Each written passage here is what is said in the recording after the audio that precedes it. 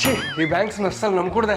ఏమైంది? మొన్న credit card apply చేశాను, పొమ్మన్నారు. నిన్నటికి నిన్న 5 బ్యాంక్స్కి వెళ్ళాను హోమ్ లోన్ అప్లై చేద్దామని. చీచే అన్నారు.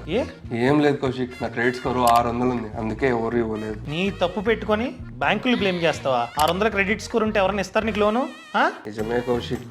పైగా హోమ్ లోన్ కావాలంటున్నావు. నన్ను అడిగినట్లయితే నీ క్రెడిట్ స్కోర్ ని పెంచుకొని ఆ తర్వాత అప్లై చేసావు అనుకో, తక్కువ వడ్డీ శాంక్షన్ చేస్తారు, ఎక్కువ లోను నీకైతే శాంక్షన్ అవుతుంది. మరి ఈ క్రెడిట్ స్కోర్ ఎలా పెంచుకోవాలో కష్టపడుతుంది.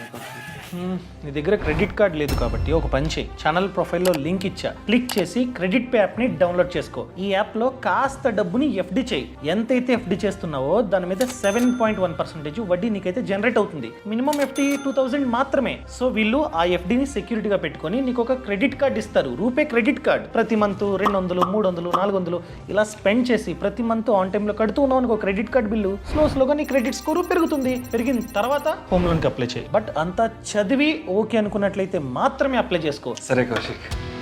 బాస్ వాలా, బీ ద బాస్.